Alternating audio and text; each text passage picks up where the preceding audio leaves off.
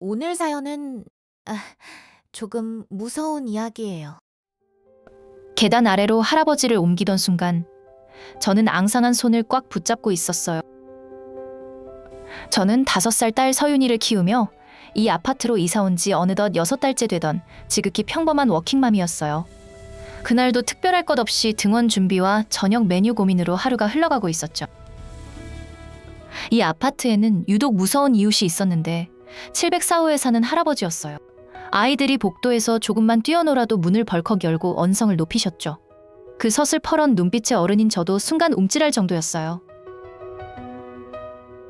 서윤이는 704호 앞을 지날 때마다 제 손을 꼭 쥐며 걸음을 서둘렀어요. 작은 목소리로 엄마, 저 할아버지 무서워라고 속삭이는 딸을 보면 저도 모르게 마음 한구석이 편치 않았죠. 저도 굳이 그 할아버지와 가까워지려 하지 않았어요. 괜히 마주쳤다. 언짢은 소리라도 들을까 봐 눈을 마주치지 않고 지나쳤죠. 그저 스쳐 지나가는 이웃, 딱 그 정도로만 생각했어요. 사건이 벌어진 그날 저녁, 저는 여느 때처럼 부엌에서 서윤이의 저녁을 준비하고 있었어요. 도마 위에서 칼질 소리만 조용히 울려 퍼지던 평범하기 그지없는 시간이었죠. 그런데 갑자기 복도 스피커에서 날카로운 사이렌 소리가 귀를 찢을 듯 울려 퍼졌어요. 심장이 덜컥 내려앉았고 손에 들고 있던 그릇을 하마터면 놓칠 뻔했죠. 가스 누출로 인한 긴급 대피입니다. 신속히 건물 밖으로 이동해 주십시오. 훈련이 아닌 실제 상황이라는 안내에 등줄기가 서늘해지며 심장이 쿵쿵 뛰기 시작했어요. 저는 서윤이 손을 꽉 붙잡고 신발도 제대로 못 신은 채 정신없이 현관을 뛰쳐나왔어요. 복도는 이미 놀란 표정으로 뛰쳐나온 사람들과 아이들 울음소리로 어수선했죠. 그런데 그 순간 옆집 704호 문이 반쯤 열린 채 삐걱거리며 흔들리고 있는 게 눈에 들어왔어요. 평소라면 절대 있을 수 없는 광경에 저도 모르게 걸음이 멈칫했죠. 엄마, 저 집 문 왜 열려 있어? 서윤이가 제 손을 잡아당기며 물었어요. 대피가 먼저라는 걸 알면서도 이상하게 발이 떨어지지 않고 그 자리에 붙박인 듯 서 있었죠. 뭔가 이상했어요. 평소 같으면 문 여닫는 소리만 나도 득달같이 나와 잔소리하시던 분인데 사이렌이 이렇게 요란한데도 아무 인기척도 느껴지지 않았거든요. 서윤아, 여기 잠깐만 있어. 엄마가 금방 올게. 저는 떨리는 목소리를 애써 누르며 서윤이를 계단 옆 안전한 곳에 세워두고 조심스레 704호 문 앞으로 다가갔어요. 문 앞으로 다가간 저는 신발장 옆에 나란히 놓인 작은 운동화 한 켤레를 발견했어요. 그 순간 왠지 모르게 심장이 철렁 내려앉으며 온몸에 소름이 돋았죠. 분홍색 끈이 달린 그 신발은 깨끗이 씻겨 신문지 위에 가지런히 놓여 있었어요.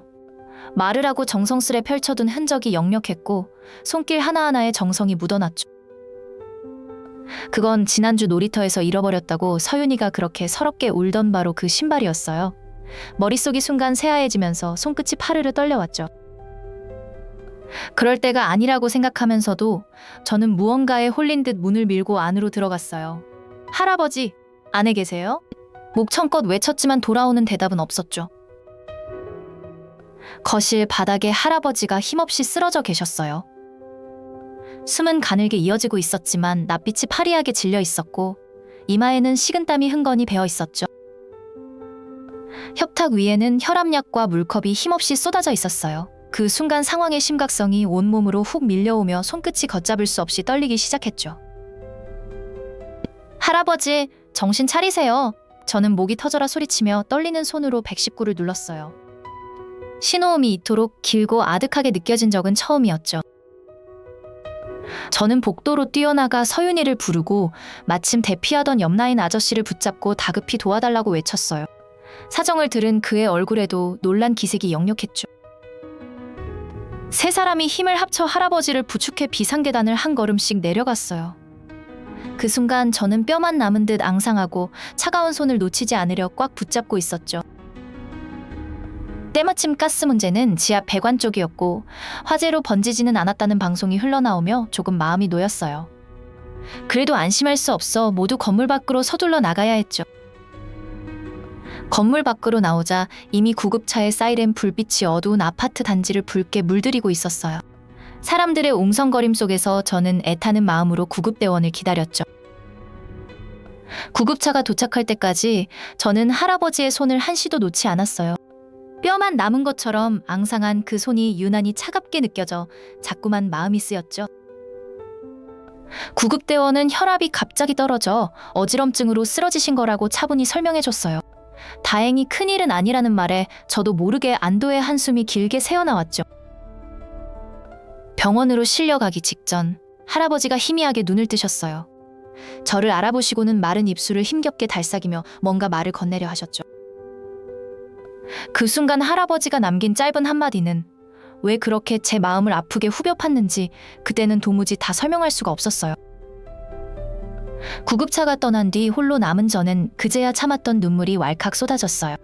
무뚝뚝하기만 하던 그 손길 안에 숨어있던 마음이 뒤늦게 밀려와 가슴이 먹먹했죠. 며칠 뒤 저는 사과를 사들고 찾아가 할아버지의 성함이 박정호라는 걸 그제야 처음 알게 됐어요. 이제 서윤이는 문 앞에서 씩씩하게 인사하고 할아버지는 사탕을 건네며 환하게 웃어 보이세요. 여러분이라면 어떻게 하셨을까요? 저라면 한 줄 댓글로 알려주세요.